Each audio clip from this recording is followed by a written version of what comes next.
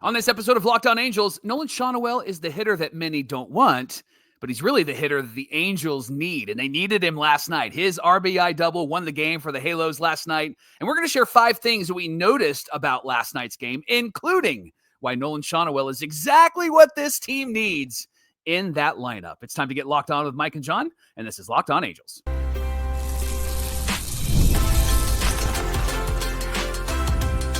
You are Locked On Angels, your daily Los Angeles Angels podcast. Part of the Locked On Podcast Network, your team every day. It's the best place to talk Angels. Thanks for making Locked On Angels your first listen of the day. You can find us anywhere you get your podcasts, including Apple Podcasts, Spotify, and SiriusXM by searching Locked On Angels.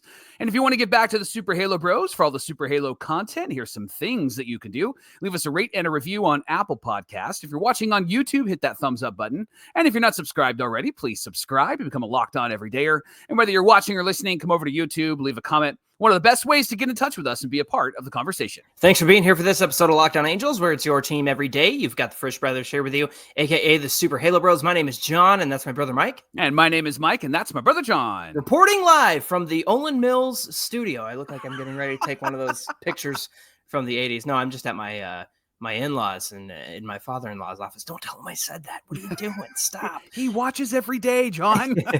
Hey, it's our 4th season here as the host of Locked On Angels. We're talking Angels baseball with you Monday through Friday, every single weekday. On today's show, did the Angels miss out on trading for Rafael Devers? We're going to get into that conversation. And was Garrett McDaniels' time with the Halos a failure?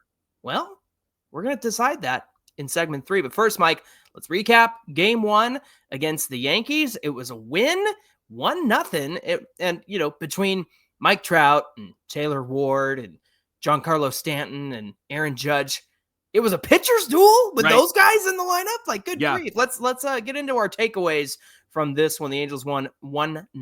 Yeah, there was some good from last night. Now, I can't remember what everydayer said to us when the Angels win, you can't complain.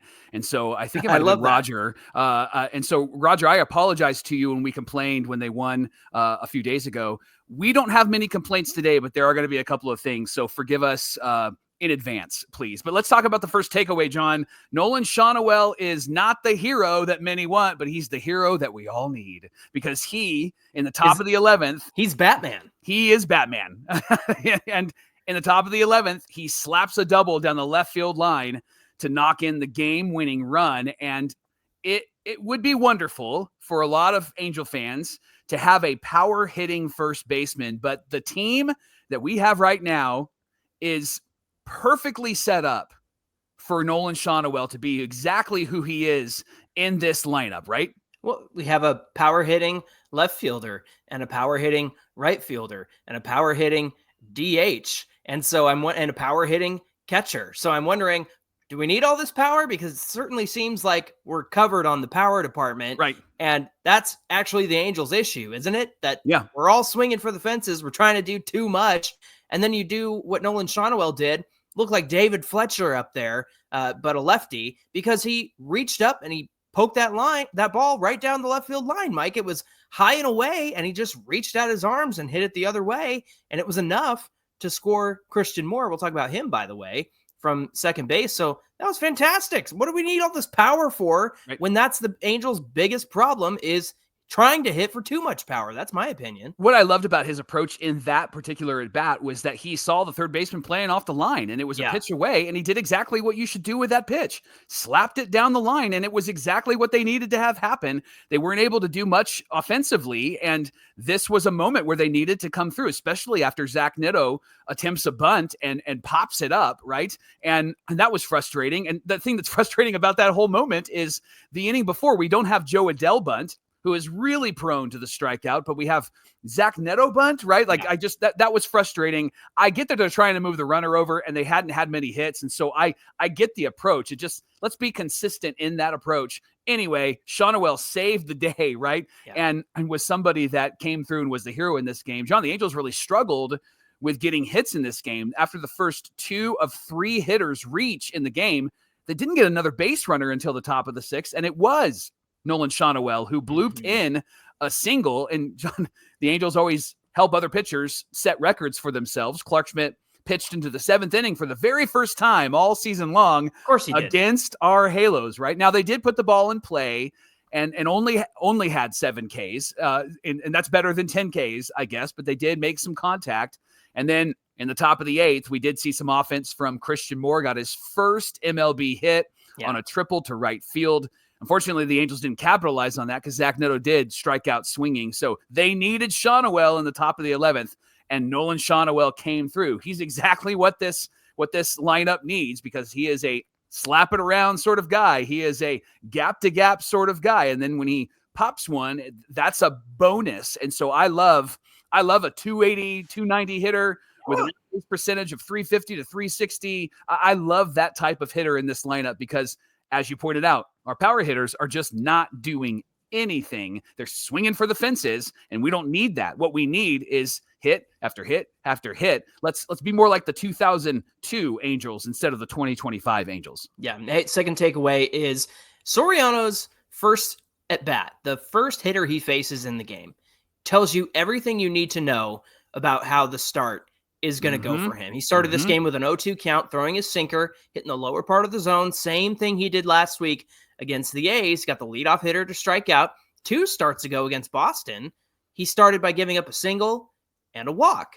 And so that was the game where the Halos scored 4 in the first, and Soriano gave it up right back. He gave up 5 in the bottom of the first. When he throws that sinker and knuckle curve, but this time he threw the slider. So the sinker and knuckle curve, great combination, but the slider was really working well for him last night. Mike, he went 7 innings, 6 hits, no runs, 1 walk, 6 Ks on 101 pitches. He had his 19th ground ball double play turned behind him, leads the league. Funny enough, Jack Ohanowitz is second behind him with 14 double plays. And a big moment came in the 5th inning. Soriano was about to have an inning where things got away from him, but he got the first 2 batters. Then he walked a batter. Then he gave up a hit.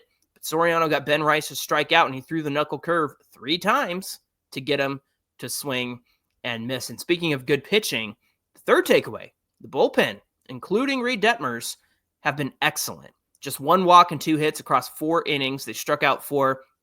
Detmers over his last 15 appearances, 2-0 with a 0.56 ERA, 2 saves, 16 innings, 10 hits, just 1 earned run, 8 walks, and 24 strikeouts with a 1.13 whip. Mike, I looked it up, and before the big blow up between Connor Brogdon and Kenley Jansen on Sunday, the Angels had a 2.17 ERA out of the bullpen. And now it's up to 3-something, but it's a very low 2-something if you take away that blow up, which was kind of ridiculous that Brogdon gave up what he did, and then Kenley Jansen was able to, come in for some reason, get some work in, I guess. It's just that kind of boggled my mind a little bit. All of that to say, the Angels bullpen, since making some adjustments, moving some pieces around, they've been really good, especially in the month of June. Yeah. 4th takeaway, John, stop batting Jorge Soler 5th. Good grief, man. Stop it. Right? Last 30 games, 99 at bats. He's slashing 182 with a 270 on base and a 263 slugging. And in those 99 at bats, John, 36 times he's struck out. That's a K rate of 36%. Yeah. Stop batting him in the 5th spot. Yeah. And what's that Michael Jordan meme? Stop it. Get some help. Yeah. Stop it. Yeah. Stop batting Soler 5th. Now, Jeff Fletcher responded to a tweet of somebody asking about this very same thing. And he said, well, Ron Washington wants him to work through it. Like he let Taylor Ward work through it. And I just think that that's nonsense. It's like, let him work through it 8th. Let him work through it 7th, right? Don't mess up the fact that you have runners on base and here comes Taylor Ward and here comes Jorge Soler doing their things. It's like, good grief. You guys, you had the opportunity to score in the top of the 1st, and then you have Jorge Soler coming up. Mike, a 36% K rate is not something that he's done in his career. And so all of a sudden with the Angels, what did I say yesterday? The stink rubs off on you when you get put on that Angel uniform. And that's exactly what's going on. And so, again, Wash, it's not working. It's okay to adjust. It's okay to move him down. We've seen you do it with other players. You said Jorge, you said Logan O'Hoppe. No, they're not really ready to bat cleanup. They're not really ready to bat 5th. Well, neither is Jorge Soler. So it's time to do something about that as well. Yeah. His slash line batting 5th this year, 140, 222, 211, 433 in 57 at bats entering last night, struck out 20 times. So it's just not working. And that's frustrating, right? And especially when you have Taylor Ward hitting in front of him, who, by the way, when you have a 3-1 count and they throw a strike right down the middle and you're leaning backwards because they have to get back into the count, and you're leaning backwards because you're assuming they're going to throw it out of the zone, you do not need to be hitting fourth. No. Right? You're the cleanup hitter, so clean up, Taylor. I need you to do that, right? And speaking of Taylor Ward, it goes into our fifth takeaway about defense, John. Let me first, here's the takeaway. If we're going to have defensive shading, then let's do it right. Okay? Last night, Giancarlo Stanton, he was Mike Stanton early in his career. Giancarlo Stanton had 2 singles through the hole at shortstop. Rengifo is like almost standing on third base, and Neto is more up the middle. If we're going to shade a right-handed hitter who is a predominant pull hitter, then fill in the gaps. Right. Both times he hit it between Rengifo and Neto. Now, one of those times, Rengifo did get his glove on it, but he would have easily been able to just scoop it up and throw it to first if he was one step to the left. But he's like sitting on the bag. Yeah. And all of the metrics say that all of Giancarlo Stanton's hits go through the hole at short. Yeah. So play him there if you're going to do this defensive shading nonsense. And then you have left fielder Taylor Ward, who looks like he's chasing and trying to corral a lizard when the ball comes out into left field. That's like your second good.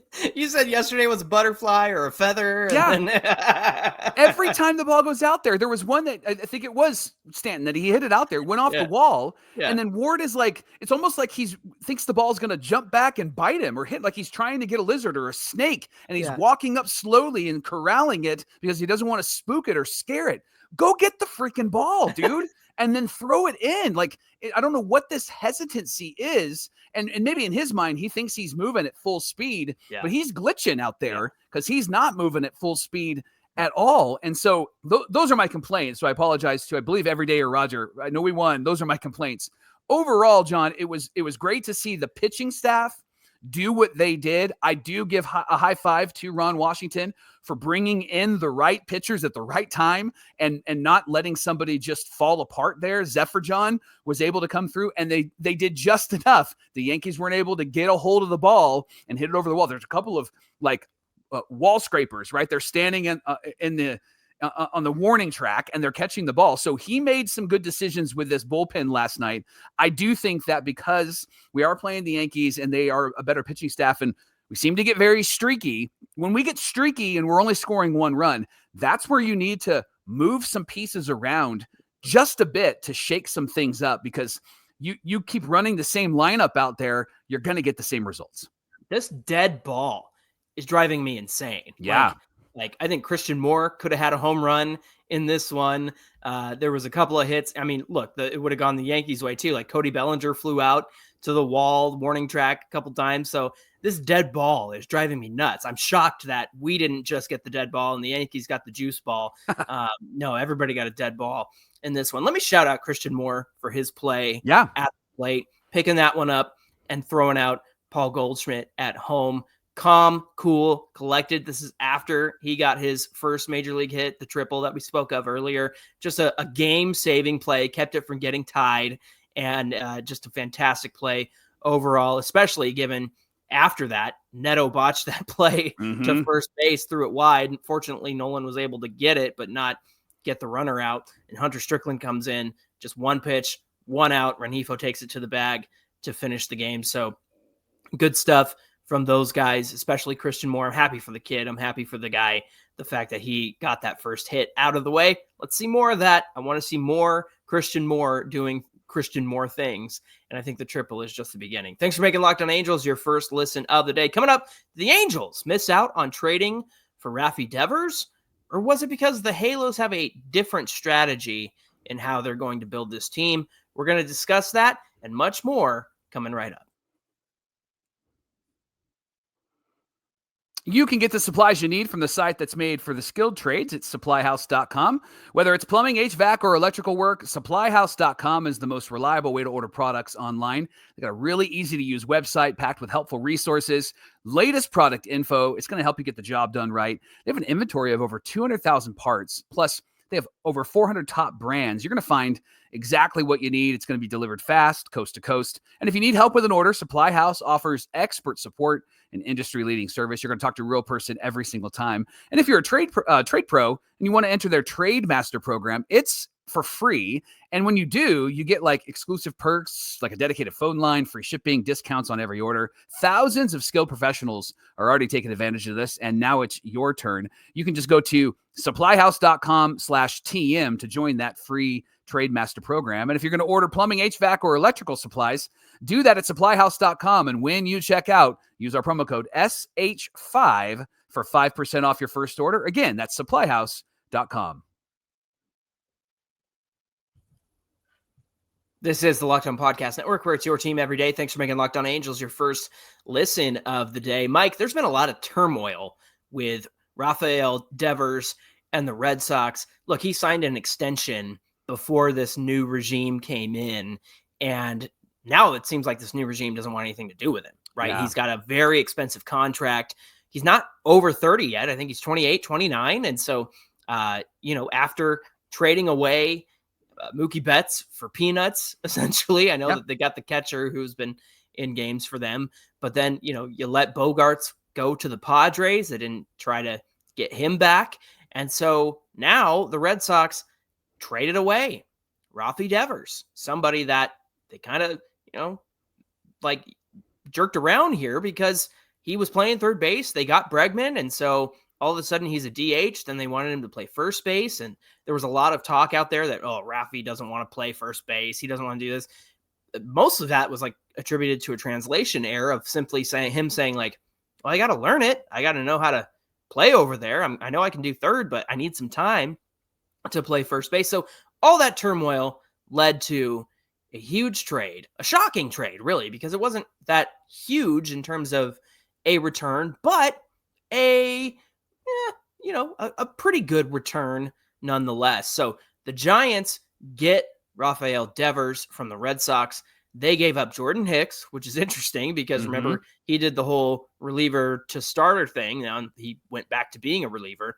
Kyle Harrison, who has had some starts for the Giants. Man, there was a picture of him on Yahoo Fantasy Baseball, and he just looked like a big goober. And so I sent it to my friend who's a Giants fan. I said, "Steven, who's this goober?" And he goes, "Hey, that's Kyle Harrison." It was just Our new guy. That's who he is. He's Kyle Harrison. Nice. He's a goober.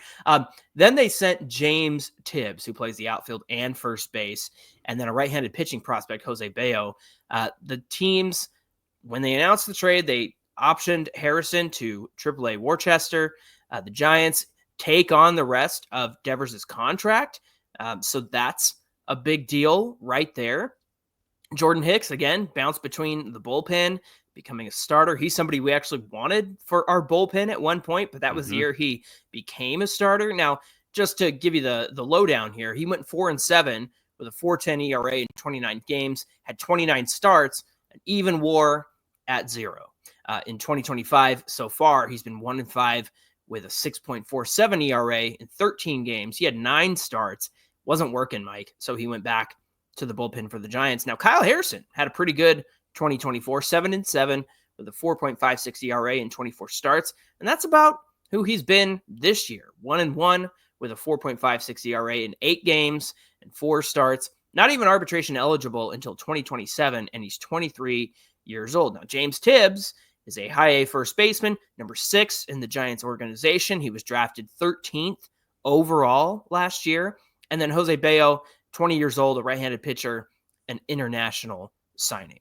Now, this isn't Locked On Red Sox. This is Locked On Angels. There is a reason why we're bringing this up, because there's been a lot of conversation in Angels Nation, and the conversation has been, that's it? Right. That's all they gave up? Yeah. And so people are like, well, so that's Perry's brother. Maybe we got the wrong Manassian as our GM, right? Because that looks like a really great trade. So For the Giants, yeah. Yes. What would this look like for the Halo? So I'm going to throw out some names, John. And if you want to mix and match some names, we can certainly do that as well. Before you do that, can I say I ran a poll a few weeks ago when all this Devers stuff was going on. I ran it on Twitter and I ran it on Instagram. I said, Devers trade? Yeah. That's all I said. Yeah. Yes or no. And Mike, it couldn't have been more down the middle. Yeah. 50-50. Yeah. Angel fans saying, yeah, go get him. And heck no, we don't need that nonsense. We don't need that contract. And so, you guys, everydayers, you're right down the middle on the idea of bringing Devers to Anaheim. It was 50% yes, 50% no, as far as the polls went on Twitter and Instagram. Yeah. So there now, if you read social media, it feels like it's more like, why didn't the Angels do this? Right. So we'll get to that in just a moment. But here are some names, John. And if you want to mix and match, we can certainly do that. Mm-hmm. Who would this be for the Halos? So this could potentially be the trade that the Halos would have made to get Rafael Devers. Hicks could possibly be someone like Ryan Zefferjon, who's 27. He's pitched out of the pen. He hasn't been a starter, but he has pitched out of the pen.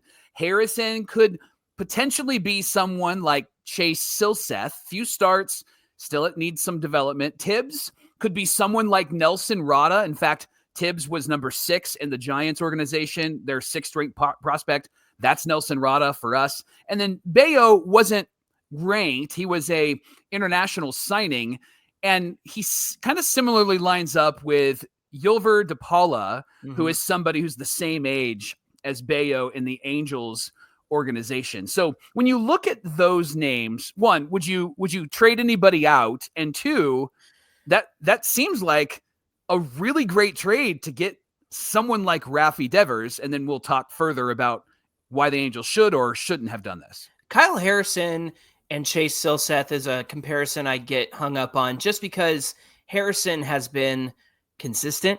Now, he's not been fantastic, but he's also not been terrible. Yeah. But he's been reliable, Mike, and he's been somebody who's healthy. So I think that Chase Silseth, there's a lot of risk with Chase Silseth, especially considering how injured he was over the last year. So it would be hard for me to find another starter who's kind of been up and down with this club. It might have been maybe Jack Kohanowitz, if I had to venture a guess. I think it would have been more him and less Chase Silseth, because Kohanowitz has more experience at this point than Silseth does at the major league level. And that's kind of Kyle Harrison. Not like lighting up the world, certainly shows flashes of greatness, but if I had to swap a name, I would think that it would probably be Kohanowitz in Kyle Harrison's place rather than a Chase Silseth. Yeah, I think that's a good comparison. Now, the big question was, how come the Angels didn't do this? John, my perspective on this is pretty simple. They didn't do this because they're planning on building from within.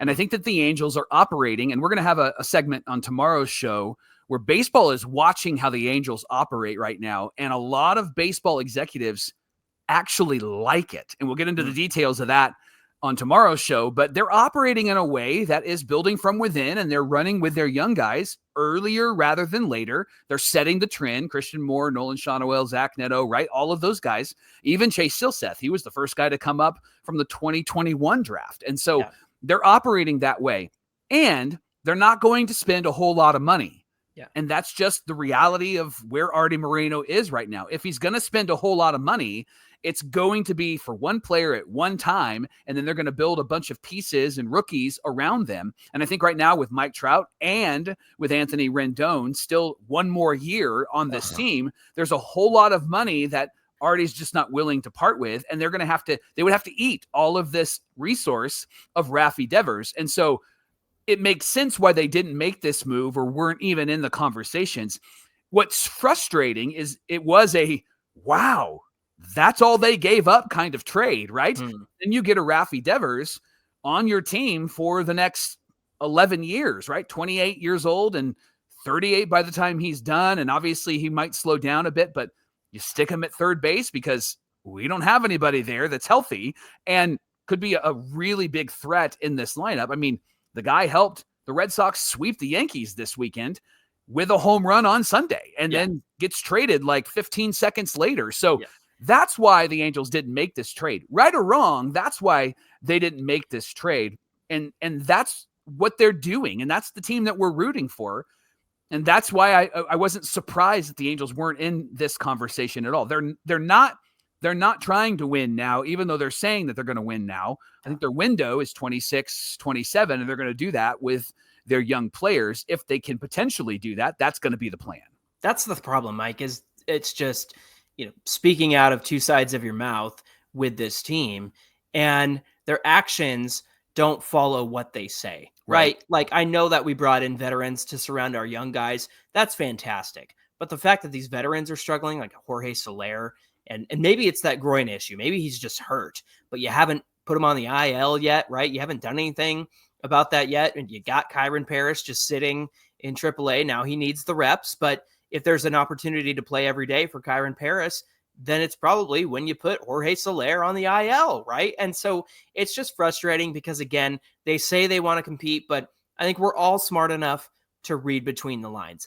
Getting Rafael Devers is a reason to compete. It is a competition move. The Giants are right there with the Dodgers and the Padres in the NL West. So, and they couldn't land Arson Judge, right? Aaron Judge. Yeah. And they didn't get Carlos Correa. Well, I think that worked out pretty well for them. I know Carlos isn't terrible, but he's not who he was with the Astros. But they had to trade in order to make this work. And so props to them for finally getting their guy. And the truth is, Mike, Devers, he's a third baseman, but he's not the best third baseman. But the fact is, we don't have the best third baseman either. Like, Moncada has been great defensively, but he's hurt. And with Devers, he's not a great defensive third baseman. So you wonder if he would slot in over there, if they would need to DH him. And we've got a clog at DH because that's Mike Trout's spot. And then Logan O'Hoppe can't DH because Mike Trout's in there right now. So I think, again, it goes back to this is not how the team is constructing itself. Also, they say they want to compete. And even though this was available to them, it's not necessarily something that they would do because they don't want to take on that contract. They don't want to pay to be competitive. They want to be competitive and wish it to be true. And I think that has been the truth of the Angels for the last decade now. If you're running a business, you know that every missed call is money that you've left on the table. You think about the last time you had an emergency at your house, you had a pipe burst maybe, and you called the plumber, and if the plumber didn't answer, you're moving on to the next plumber. You're not waiting for him to call you back because the pipe burst, and you got to figure out how to fix that, right? You're going to call the next one, and that's really what this opportunity is for you with OpenPhone. To have a reliable business line is so important, and OpenPhone is going to help you out. They are the #1 business phone system that helps you streamline and scale customer communication, all from an app on your phone or a computer. And you don't have to juggle two phones. You don't have to have a business phone and a personal phone and figure out which one's calling you and which one's texting you. OpenPhone solves all of that. In fact, it helps your whole team, and everybody can respond to customers in one shared inbox. No more who's handling this. It can be the person in that area, and they all have access to it. Plus, they have an AI agent that handles after-hours calls, answers commonly asked questions, and captures leads so that you never miss a customer again. So OpenPhone is offering you, our everydayers of Locked On Angels, 20% off your first 6 months. Just go to openphone.com/LockedOnMLB. Again, openphone.com/LockedOnMLB. And if you have an existing number with another service, OpenPhone, they're gonna port that right over. No extra charge because they're that good. OpenPhone, no missed calls, no missed customers. Mike, Garrett McDaniels was returned to the Dodgers after he was DFA'd last week, and he went unclaimed on waivers. So the Angels were required to return him because he was a Rule 5 pick. So the Angels actually got him in the Rule 5 draft over the offseason. Really great arm, really great relief guy, somebody who had success in the minor leagues. The problem was he had never pitched above Double-A before the Angels brought him up to be part of the major league roster. The reason why he had to be part of the roster is because he was a Rule 5 pick. And so they had no choice but to put him on the roster. So he had 10 relief appearances and then also an injured list stint, had some biceps tendonitis over the last month. He posted a 5.91 ERA over those 10 2/3 innings as a big leaguer.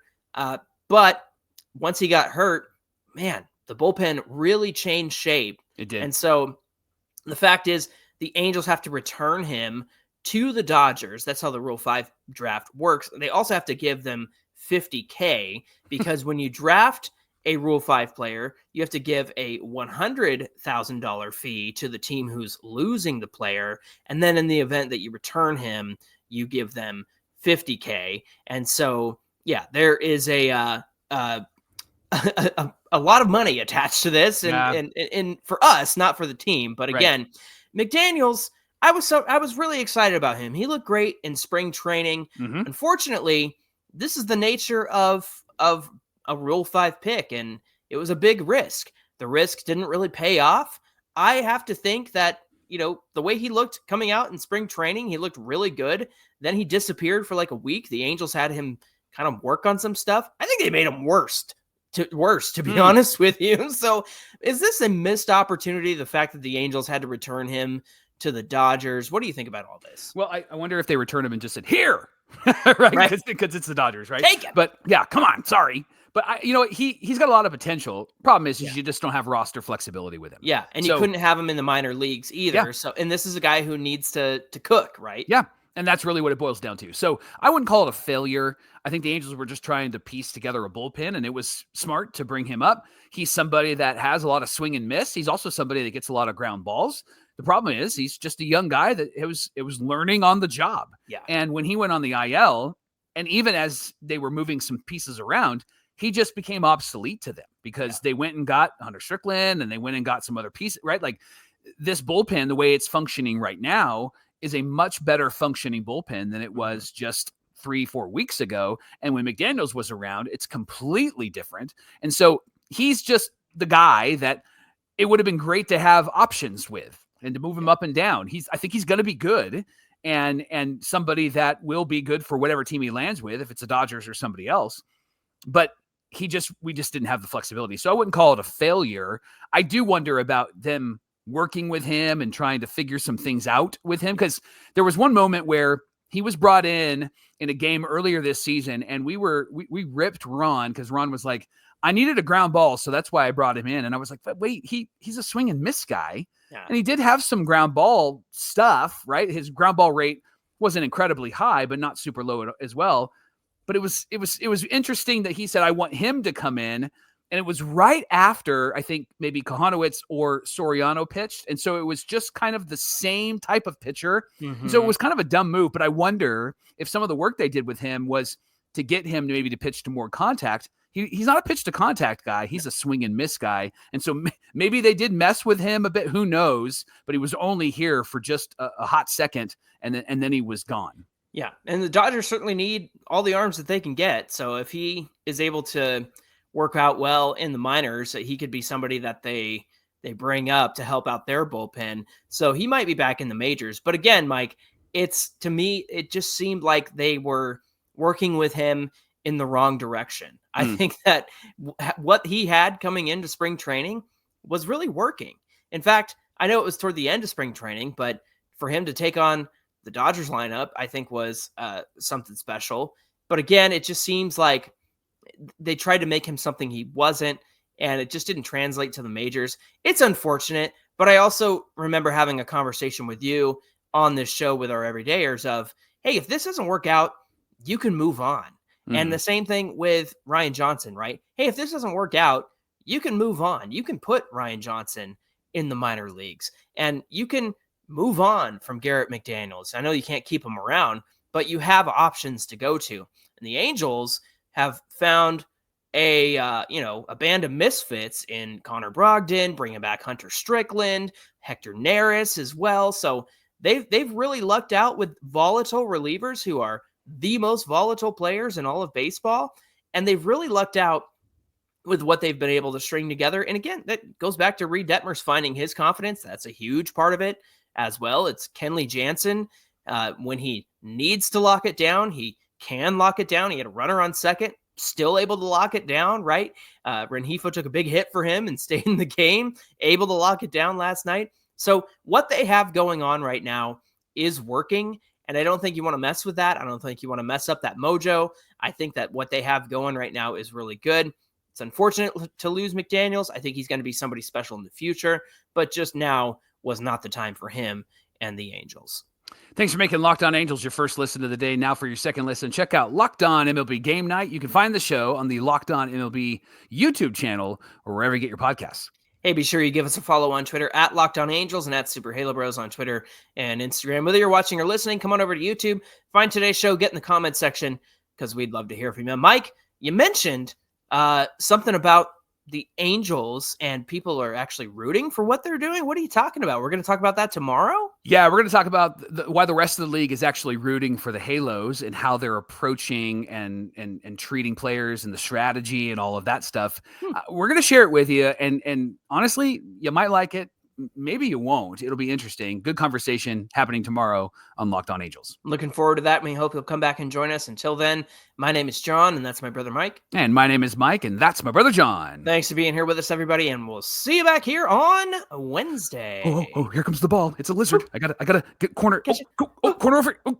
It's gonna bite me.